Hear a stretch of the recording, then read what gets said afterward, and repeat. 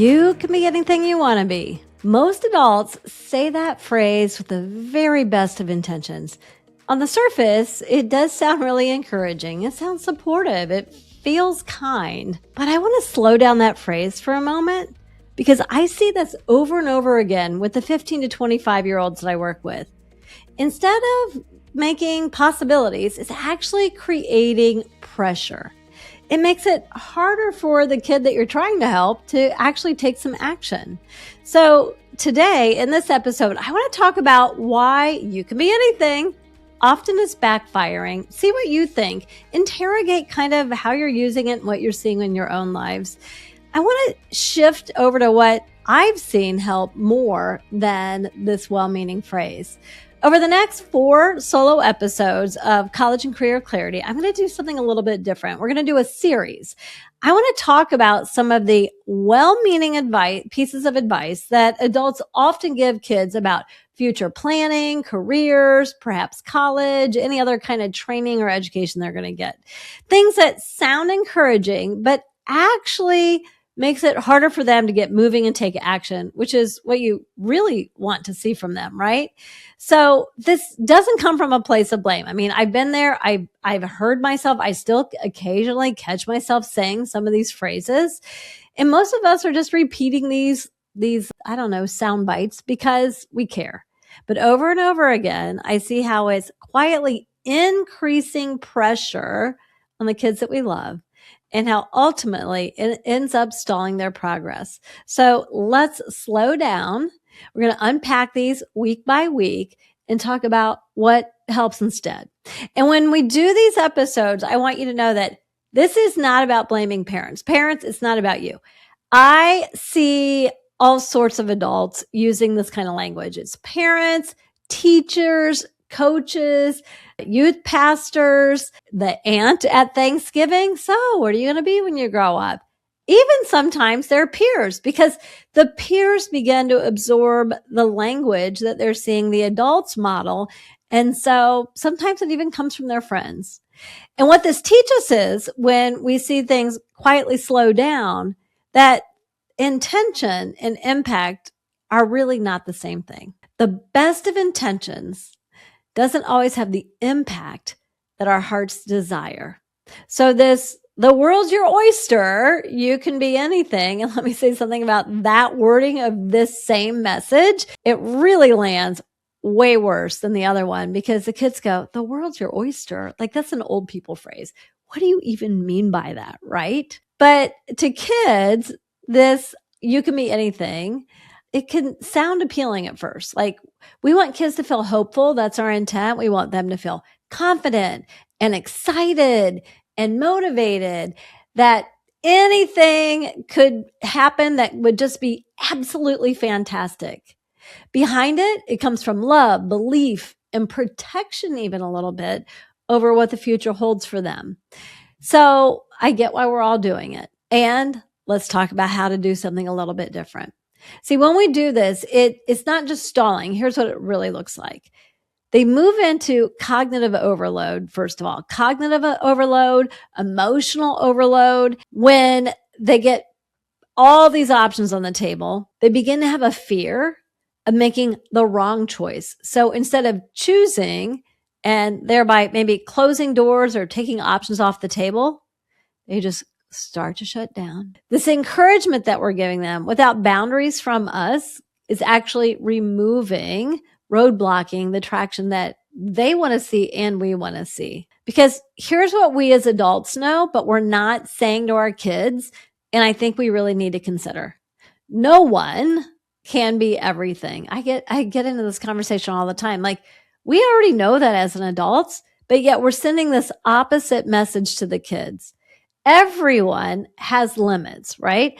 Everybody has like a cognitive limit. One thing I've really been unpacking lately is, the STEM majors, math, computer science, things like that, applied math, they're the most switched out of major because kids have this false sense of math confidence. And then they get on campus and they realize they've hit the limit of their cognitive load and they've got to make a different decision. And that's okay. It doesn't mean something's wrong with them. And that's what we have to make okay. So first of all, let's start acknowledging that everybody, even the smartest people, have limits. Everybody has superpowers. After all, we're all 1 in a million, right?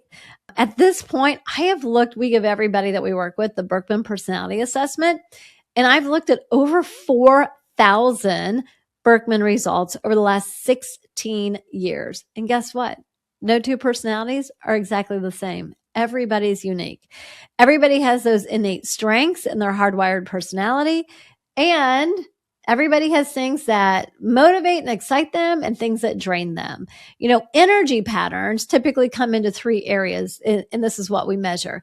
You either get your energy from engaging with people or doing things, sometimes both, or emotional energy. So social, doing, and emotion. And if you aren't energized around dealing with ambiguity and emotion and things like that, the opposite of that is things that are precise and practical. We need to start acknowledging the limits, and not even the limits, but just what lights us up and what drains us. That the stuff that drains us is not failures. And so when we start to acknowledge that there are things that drain us and don't fit us, we begin to take some of those everything's on the table options off of this table. So the constraints that some people look at as failure, they actually begin to create clarity. See, limits are not trapping the kids. They're actually just helping them become focused. It reminds me of years ago, I think a lot of people have eaten at Cheesecake Factory at some point, right? And I remember my kids were little. Cheesecake Factory had just come to Cincinnati where we live, and the excitement was there. Like, we'd heard great things about this restaurant. The menu's fantastic. The food's delicious. It's a great option. So our family of 5 decides to go. And we do the long wait. We get to the table. Everybody's excited. They literally have to hand you a binder, not a typical, couple page option of menus, because they brag about they have 250 made from scratch items to delight everybody. Every food option from all the different continents are on the table. And when my family was sitting there with our binders, looking at all the options, all of a sudden, what had been excitement had a huge emotional shift. We moved into indecision. People started talking about what they were going to get. FOMO kicks in. And once we finally placed our order, there was regret and ultimately frustration. All it really would have taken was a well-meaning waiter or waitress to come to the table and say, here are the favorites. Here's the thing that I've never heard anybody complain about. Here's the thing that people order and sometimes get sent back to the kitchen. To limit our options would have really helped us be able to enjoy the whole experience a lot better. Our satisfaction wouldn't have dropped. And honestly, it became one of my least favorite restaurants to go to. So this piece of career advice is the exact same way.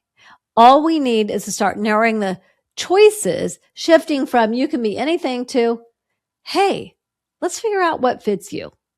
You could start with that energy piece, right? You could start with the task piece. I often frame it as get tos and have tos. So if I'm working with somebody one-on-one with career coaching, we'll talk about like at school or even part-time jobs or in extracurriculars or in volunteer work, or if it's an adult, because I work with those too, we'll talk about previous jobs that we've had. What are the tasks that you gravitate to that when you do them, a whole day of them, at the end of the day, you're like, I had the best work day? And what are the things that you tend to procrastinate on or put off? Those are the get-tos and the have-tos. And that begins to point us in the right direction instead of endless possibilities to aligned possibilities with your unique wiring. Progress begins to come from alignment, not this unlimited choice. And when that happens, I watch these 15 to 25-year-olds begin to have agency and less of parents pushing and kids going ahead and taking the driver's seat. They began to become relieved. Another thing that I think that we need to do better as adults in this arena is model our own limits. Let's start talking more honestly. And I get it. Like as adults, we feel like we should have the answers. We should have the advice. So let's quit shoulding on ourselves. One of my favorite phrases. And let's remove that. We shouldn't have all of the answers, but we should be able to support them. So when we normalize talking about things like, when I was working on this, what do I want to be when I grow up? Or what do I want to go major in college? Or any of the things. Talk about what you ruled out, how you made those choices based on fit, and maybe you even made a choice somewhere along the way that wasn't a match. We all meet other adults who are like, I'm 40 whatever, I'm 50 whatever. I've never loved my job. We all meet those people along the way. And if that's the case, or you had a situation like that in the past, let's be real about it and say, you know what? I made a bad choice. This is why I made it. But it wasn't a failure because here's what I learned from that. When we begin sharing how we made and still make informed choices, it literally is giving our kids permission to do the same and to normalize making mistakes, making informed decisions, turning down things that maybe on the surface look good or would be lucrative, but they aren't in alignment with who you are and what your superpowers are. If you're wondering if this is a problem with your kid, the way that this shows up when we're giving this well-meaning advice and it's shutting them down and it's adding pressure are things like you see avoidance of conversation. You speak up, they leave the room. You see disengagement. They quietly shut down. Lots of I don't know, or what you might say looks indifferent. And it gets labeled as laziness, lack of ambition, when in reality, it's just self-protection. We are all wired for safety, right? They're not unmotivated. They're just overwhelmed. So let's dig into this over the next 4 episodes. I'm going to end each one. I'm going to do this in just a second by giving you conversation starters that you can use with those that you're working with or the kid in your family who you're trying to help support. I want us to banish some of these pieces of well-meaning advice that sound good on the surface, and I get why we do them, but they're ultimately stalling momentum. Instead of us as adults feeling like I've got to say the right thing, because if I don't, oh my gosh, I'm supposed to have all the answer, to saying the helpful thing. Don't worry about saying the right thing. Just say the helpful thing. And one practical shift that you can do right now is let's just start by saying, what gives you energy? What do you feel satisfied with and still have energy left at the end of the day when you do it? And what are the things that you tend to procrastinate on? The things that drain you.